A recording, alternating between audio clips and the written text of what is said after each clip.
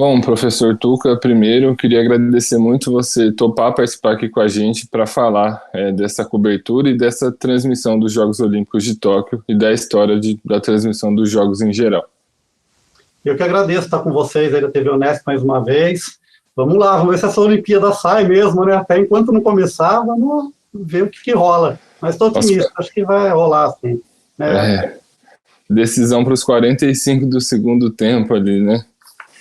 Tem outras coisas, né? A gente vai fazer a transmissão, mas vamos ver como vai ser uma experiência interessante para ver como funciona a quebra de ciclo olímpico e mais um monte de coisas aí que a gente espera poder analisar, tentar compreender um pouco nesse famoso mundo pós-pandêmico, não, estamos ainda na pandemia, né? Nesse mundo pandêmico. Bom, para começar nossa conversa, então, historicamente, os Jogos Olímpicos apresentaram inovações no campo da transmissão e da cobertura esportiva. Eu queria saber, para você, quais você acha que foram as mais importantes que acabaram servindo para modelos de transmissão esportivas futuras. Na verdade, do meu ponto de vista, né, a gente teve a transmissão por rádio lá atrás, mas isso já existia também, então não seria uma inovação, né? Mas coisas que aconteceram após a implementação dos Jogos Olímpicos modernos, eu acho que o primeiro ponto importante a ser destacado é que já foi uma utilização política, né? Que foi em 1936 em Berlim. Pouca gente sabe, mas em Berlim já houve transmissão de TV. Né? Foi uma transmissão curta ali, meio que circuito fechado, né? Os engenheiros da Telefunken, com câmeras monstruosas, fizeram uma transmissão de alguns pontos de prática esportiva para determinados locais onde havia alguns aparelhos de TV, mais ou menos o que o Chateaubriand fez no Brasil para inaugurar a Tupi, né? Ele comprou as TVs, distribuiu algumas TVs e fez a transmissão. Então, acho que a partir do momento que a TV entendeu o potencial de informação, entretenimento, né, informativo, jornalístico dos Jogos Olímpicos, ali tem uma mudança de paradigma e, a partir desse momento, o esporte, e principalmente os Jogos Olímpicos, teve um desenvolvimento em termos de audiência muito grande, né? Notando que tudo isso também foi um instrumento, como eu apontei, de propaganda política lá, proposto pelo Terceiro Reich, pelo Hitler, né, que já tinha utilizado a cineasta Leni Riefenstahl para fazer filmes de propaganda que se utilizavam já da ideia da prática esportiva para fazer essa propaganda nazista de como o ideal ariano, a raça ariana era mais forte. Ela tem um filme Olímpia que ela fez também, né, já como forma de propaganda, que foram muito estudados, tal, mas é um ponto de partida para entender essa junção da transmissão em si, do uso da imagem esportiva, mas não só com fins de entretenimento, mas também com fins políticos, com finalidades perigosas. Além dos Jogos Olímpicos de 36 lá em Berlim também, acho que outro fato importante que modelou essa forma de transmissão esportiva foram os Jogos Olímpicos lá de 68, na Cidade do México, né? Porque lá aconteceram duas inovações extremamente importantes, que hoje são corriqueiras, mas que na época não eram, né? Que foi o uso da transmissão via satélite ao vivo para o mundo inteiro, né? O Brasil ainda não naquela época, mas uma grande parte do mundo, e chegou a atingir 600 milhões de pessoas a transmissão, então veja o tamanho disso, né? E além da transmissão via satélite, também a transmissão em cores, que aconteceu no México em 68. Então a gente tem duas características importantes implementadas, né, nesses Jogos do México, em 68, como eu falei. E também duas coisas que hoje parecem banais, mas que na época foram muito interessantes e que fazem parte das transmissões esportivas, né, que em Munique 72, além da questão do atentado terrorista, que é historicamente conhecido, né, mas lá foram duas inovações que são bem legais, né, que hoje são até banais, tá? A primeira foi o uso da câmera lenta, slow motion. Então imagina, você poder ver uma chegada numa corrida de 100 metros em slow motion. Era uma novidade, né? Ou um movimento de uma ginástica, alguma coisa assim, slow motion, é uma coisa importante para poder ter essa análise do movimento, né? Que está inerente à prática esportiva. E também é o que a gente chama de câmera estanque, né? De poder ver os nadadores, né, nas provas aquáticas por debaixo d'água. Então, são inovações hoje banais, corriqueiras, mas que fizeram muito sucesso a partir lá de 72, então há décadas atrás. Então, acho que esses são momentos que eu considero muito importantes na evolução das transmissões, né, que hoje a gente vive um mundo totalmente diferente, totalmente tecnológico, né, como a gente vai discutir adiante. Então, agora falando dessa edição dos Jogos, né, de 2021, que vai acontecer em Tóquio, eu queria que você contasse para a gente se você acredita que alguma nova tecnologia, algo que a gente não vê corriqueiramente na cobertura esportiva, pode surgir nessas Olimpíadas e servir de modelo, de base para transmissões esportivas no futuro.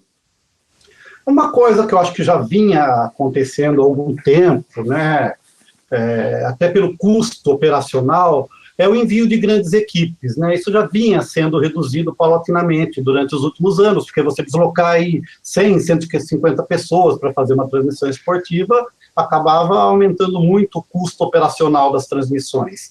Então a gente nota aí que nos últimos jogos já tinham algumas transmissões off-tube, né? Se não fosse o narrador ou o repórter presente lá no campo, na quadra, né, no local do evento, os comentaristas à distância, fazendo off-tube, né, fazendo por meio de uma tela, assistindo uma tela e interagindo por áudio. Então, isso já era uma tendência que vinha acontecendo, tal. E agora, com a pandemia, isso vai ser a regra, né? Então, talvez seja uma coisa que não tenha mais um retorno. Então, você vai ter alguns repórteres especializados para poder entrevistar o pessoal, né? Ou uma equipe reduzida para poder operar algum tipo de equipamento, que já sofre uma grande miniaturização. No próprio nos Jogos Olímpicos aqui do Rio, já tinham equipes reduzidas, equipe de um homem só, que é com Mochilink, né, fazer a transmissão. Mochilink é um link de transmissão de imagens, praticamente uma mochila, né? Então, você só mandava uma pessoa lá que instalava uma câmera, por exemplo, um evento que não teria grande apelo de audiência, mas colocava uma pessoa fazendo uma transmissão e fazia essa transmissão só da imagem. E com muitos canais de transmissões da internet, você tinha só a imagem do local e o áudio do local, né? Isso poderia ser oferecido para alguma outra transmissora que tinha interesse em transmitir isso, retransmitir com algum comentário e tal, e reduzir o custo operacional. Então, isso agora, nesse mundo pandêmico, tende a ser a regra, né? Então, inovações, existem possibilidades. Eu estava vendo, por exemplo, a Rede Globo vai ter um estúdio virtual em que a imagem de fundo vai ser a transmissão ao vivo do local e pessoas interagindo, aí apresentadores, comentaristas interagindo lá no Projac, no estúdio da Globo, lá em Jacarepaguá, no Rio de Janeiro, né? Então já é uma mudança, mas já eu acho que vinha numa certa progressão. O que eu acho que vai acontecer é a efetivação disso, como a gente está vivendo agora. Nós estamos fazendo aqui essa entrevista à distância, né? E depois que se torna paradigma, a emissora não vai querer gastar dinheiro mandando equipe, gente, né? Então isso acaba se transformando numa forma de linguagem que é assimilada pela audiência e acaba se tornando também uma parte da forma das transmissões, né? Então acho que isso é normal. Como a gente nota também ao longo do tempo, a diminuição do número de pessoas trabalhando no operacional, né? Você tem que levar 2, 3 pessoas por câmera. Hoje não, tem câmeras que ficam fixas e remotas e que têm mobilidade e podem ser controladas à distância, né? Então acho que é o que se espera. Mas também podemos esperar aí de alguma outra emissora, sei lá, né, uma interação em termos de realidade aumentada, inserindo imagens, né, até que a gente possa, daqui a um tempo, ter uma transmissão holográfica, colocando lá o apresentador no campo, entrevistando, né, do estúdio o atleta ou o técnico, alguma personalidade no local. Acho que a gente não está tão longe disso, já tem aí possibilidades. Mas vamos ficar de olho lá no que o pessoal está fazendo, né, notadamente no Japão, né, que o pessoal tem tecnologia. Então, acho que pode ter bastante coisa, talvez até que seja interessante acompanhar as transmissões feitas para o Japão, né, porque eles vão ter mais estrutura tecnológica lá, propriamente dita, né, mas vamos esperar para ver, sempre tem alguma inovação em termos tecnológicos e tenho certeza que esses jogos não serão diferentes, alguma coisa nova vai aparecer, até porque eles querem manter uma certa surpresa, né.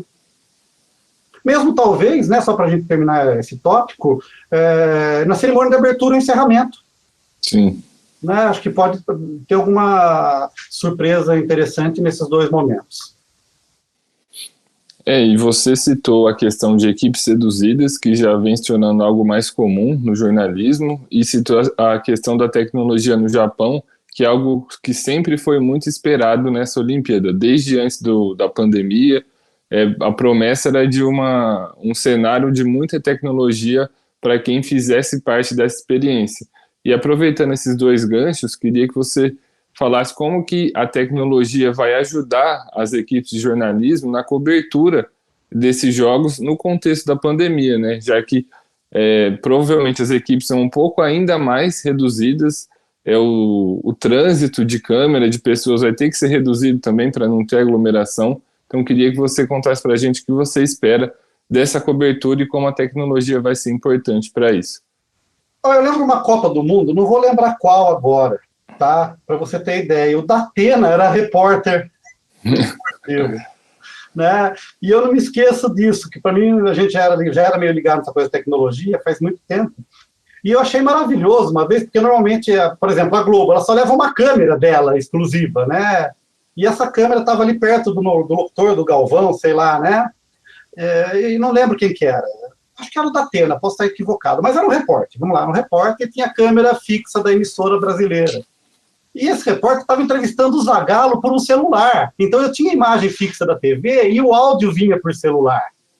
Né? Então quem é um pouco mais antigo, né, que o celular já virou uma coisa antiga, o celular já foi uma grande vedete, uma grande inovação para transmissão de áudio, né, para quem trabalha com radiojornalismo e para a própria TV. Porque você podia mandar o áudio, né, de qualquer lugar, sem precisar de linha telefônica, de link, de nada, né?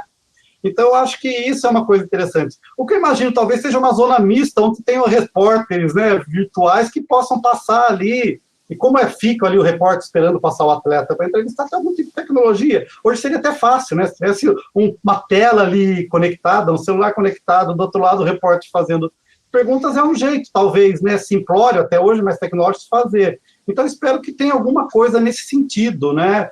Algum repórter credenciado deve ter, com certeza. Então, eles vão ficar ali, mantendo distanciamento, tal, tudo certinho, testagem e tal, porque é uma coisa que faz parte da linguagem da transmissão esportiva, né? Pegar essa entrevista logo após, ali no final, as impressões pós-evento, pegar a emoção de quem ganhou uma medalha, ou porque perdeu, ou porque está chorando, ou porque está alegre, né?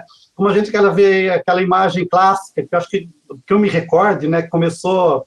as meninas do vôlei e do basquete faziam muito isso, né? Quando acabava o jogo, elas corriam para a câmera, dar tchau, oi, mamãe, papai, meu irmão, meu filho, tal, né? Então, para diminuir um pouco a distância, né? Então, alguma coisa deve surgir nisso, sim. Agora, é um desafio para os repórteres, né?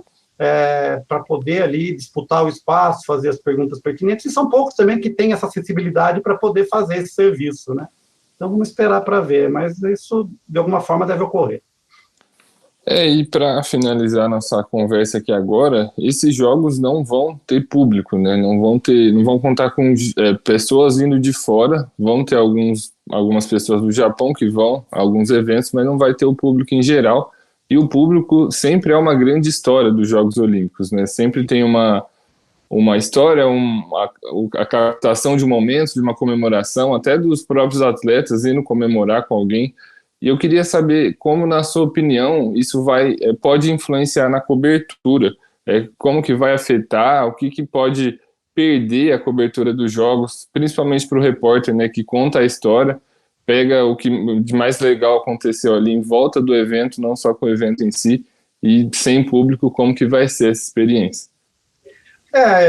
De novo, né, é uma situação totalmente atípica e a transmissão vai ter que aprender a lidar com isso. Talvez, como sempre tem sido feito ultimamente, né, é uma coisa que eu não gosto muito, mas se tornou comum. Colocar a questão, acompanhar a família do atleta, os amigos, né, em imagens à distância. Não sei se na transmissão vai ter algum painel, mas aí você teria que representar muita gente e tal, mas não sei se tem um painel tipo que tem da NBA, né? Uhum. Os jogadores podem aparecer lá e tal. Mas eu acho que o grande prejudicado nisso, na verdade, não é nem a transmissão, nem o público em si, é o atleta mesmo, né? Que perde aquele calor. Já sabe que tem muito atleta que só tem essa motivação com a torcida, né? Aquela ideia que eu não lembro quem começou, mas se vocês lembrarem, vocês me falam, de marcar o passo no salto de distância com as palmas da plateia, era uma coisa super legal, né? Você via para começar o pessoal a bater palma para pegar o ritmo da passada, para dar o salto. Então, isso, logicamente, se perderá de alguma forma, né? Mas está na conta, não tem como. Vamos tentar resolver, vamos esperar ver se aparece alguma novidade, mas Eu entendo que, na verdade, o grande prejuízo, sim, seria para os atletas. E para o conteúdo das transmissões, sim, né? Tem cada tipo em Jogos Olímpicos, né? O pessoal, os torcedores, o pessoal do entorno, as torcidas, toda a movimentação. Né, eu lembro que uma das imagens clássicas, quando faz uma coletânea de imagens clássicas de Jogos Olímpicos, é o ursinho Misha chorando na arquibancada, né, que foi aqueles cartazes, faz ele chorando, se despedindo lá no encerramento dos Jogos Olímpicos de Moscou em 80, né, e era uma participação da arquibancada, né, a Ola, que tanto fez sucesso durante tanto tempo, né, então, não sei, alguma coisa deve aparecer, creio que deve ter alguma surpresa aí. Mas, enfatizando para a terceira vez, acho que o grande prejudicado é o atleta, que não vai ter o calor da torcida, a motivação. Né? Imagine um Usain Bolt quebrando um recorde com aquele estádio lotado. Né? Não dá para comparar com estádio vazio. Né? Tem a emoção, lógico, tem a felicidade, tem, mas você compartilhar isso, aquela história de pega a bandeira e corre para a torcida. Entendeu? Mas vamos ver, alguma surpresa, creio que deva acontecer. Bom, professor, muito obrigado mais uma vez, então, por ter topado fazer esse bate-papo muito legal aqui com a gente, e espero que a gente se encontre mais aqui. Muito obrigado mais uma vez. Eu que agradeço, um abraço aí a todo o pessoal da equipe da TV Unesp e ao pessoal que está vendo a gente também. Um abração, obrigado.